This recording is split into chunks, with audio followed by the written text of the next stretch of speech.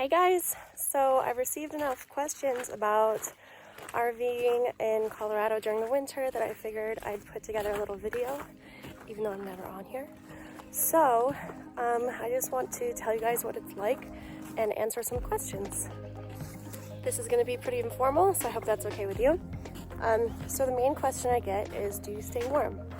The short answer to that is yes. It's super warm in the RV. I also just upgraded to a new RV last year that is a Canadian brand. So it's got double pane windows, a really insulated roof, and it's all around just a lot warmer for cold weather. I'm also kind of skirted with foam around the base of the RV. I say kind of because, and I'll get into why in a second, but I just have the foam set up outside the perimeter of the RV. It's not actually taped up or sealed completely, so it's not completely skirted, but I do have foam around the bottom of the RV. And where I'm staying at a friend's cabin, we helped pay for them to get electric installed. So I have electric as well. I have a little space heater running inside. And lastly, we got a giant propane tank for the two RVs here. It's really nice because the local propane company will come fill it. They don't charge you any extra for it, and I think it's actually cheaper when they fill it. So it's been really nice, you know. Sorry, I'm out of breath. It's been nice not having to worry about staying warm really inside. Now there are some caveats to that. My water pump is right next to an exterior wall underneath the sofa. So because it's underneath the sofa, it doesn't really get heat. And being next to an exterior wall, sometimes that line will freeze.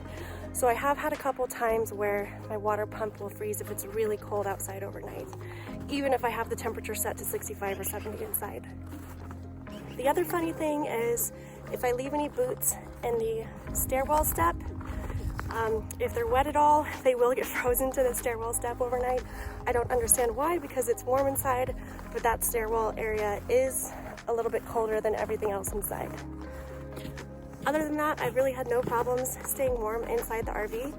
And outside the RV, you really get used to it much more than you think you would if you're sitting somewhere warm in the desert and thinking about the cold. But I think because I was here when winter began, I've actually been here since about May or April. Since I've been here that long, I feel like my body just acclimated as the seasons changed. This would be really difficult to deal with, these types of temperatures, if I hadn't gotten used to it, if I just come here from somewhere warm. So, temperatures here are usually between like 10 and 25 at night, though it has gotten down to -9. That was the coldest I've dealt with. It was pretty crazy. And then during the day, it's usually like mid-20s to low 40s. When the weather gets into the 40s, it's like a big celebration for me internally, very exciting. I go on a walk with just a light jacket because it's a warm day. That's considered warm to me now.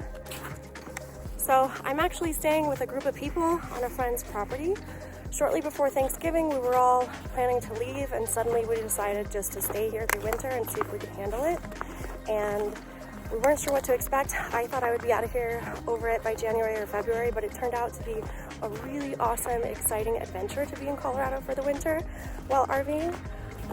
Since I started RVing in 2016, most of my winters have been spent in the desert, which is great. It's nice, but it kind of gets old. So this was a good new adventure, and I'm in a beautiful area and about 30 to 40 minutes from a world-class ski area, which is really great. I've gotten the opportunity to do some things that I've never done before, like snowmobile and snowshoe. It's been a lot of fun. And I've gone snowboarding so much this year that I'm probably the best I've ever been at it, which is really fun. It's also still the middle of the pandemic. I don't know when you're watching this. If it's years later, I hope things have turned around. But it's been really nice to have a pod at this piece of property where we've basically agreed not to see other people. We all have underlying health issues in each household. So it's been really nice to have a group of people to socialize with somewhat normally, despite everything that's going on, and to be able to try all of these new winter activities with. So I have also been asked, what do I do about my tanks? That is part of the reason that my skirting, my foam skirting, is not completely installed with tape and sealed up and everything, is because I have to leave every few weeks to go dump my tanks. I did have the option to get a septic clean out installed for the property owners or to install a composting toilet, but I really didn't think I'd last this long, so I skipped both of those options and instead chose to just leave every few weeks when I needed to. I can usually last about 4 weeks if I'm allowed to drain gray water on the property, which we just make sure that we're not using anything bad in the tanks to do so.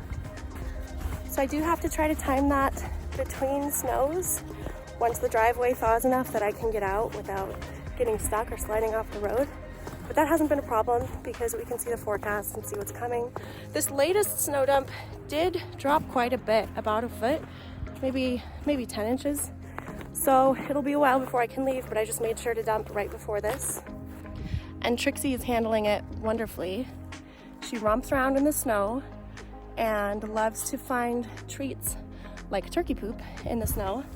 The only problem is she gets really muddy, and I'll show you guys a clip of that whenever we're walking around and the snow is kind of thawing and the roads just get really muddy. It's a special kind of mud. So overall, we did have to do a bit of preparation to be able to stay here for winter, including, skirting and getting electric installed, making sure it worked, getting propane set up, and buying a bunch of winter clothes that I did not have in my RV previously. But it has all been really worth it for a brand new adventure that without the pandemic, I probably would have never gotten to experience. Last year was also generally just a really big personal struggle for me for many reasons. So that's another reason that it's been nice to be here and have new things to try and have a pod here to kind of be a quarantine family together while we each deal with our own things. Being here has also opened my eyes to this area of the country. I've never spent a lot of time in Colorado before this, and I've been full-time RVing since 2016, and at this point I could see myself buying a piece of property in some place like this and traveling less or traveling part-time just because I could actually stay here year-round and be really happy. I think that in the desert I wouldn't want to buy there because summers are not a good thing there. You don't want to be there during the summer, and people think of winters as a bad thing in Colorado, but so far I love it because of the snowboarding. So I think that's everything. I also I'll show you guys how we get water because the property doesn't actually have city water. We have to go grab water with a cistern, so I'll put a clip of that right here. And the property owner does that about once a week, and then we fill up our RVs. And yeah, that's pretty much it. We all have a lot of fun together and are loving it. And as long as you prepare for the cold, unfortunately Texas wasn't able to do that because they didn't know they were going to get a cold snap. But as long as you prepare for the cold, winter RVing is actually really great. One thing that did surprise me is how freakishly sunny it is here all winter. I knew that Colorado was pretty sunny year round, but I just expected winter to be a bit more doom and gloom. I'm originally from the Pacific Northwest, so that's what I expect with winter, and I was really surprised that that's not the case here. I actually feel like I'm being blinded right now, especially with all of the bright snow around. So with that, I think I covered everything. Most of the questions were about things like heat sources and skirting and dumping and why the heck am I here? So I think I covered it, but if you have any questions, leave them in the comments, and I may or may not answer, considering how frequently I come to YouTube. Thanks. Press up!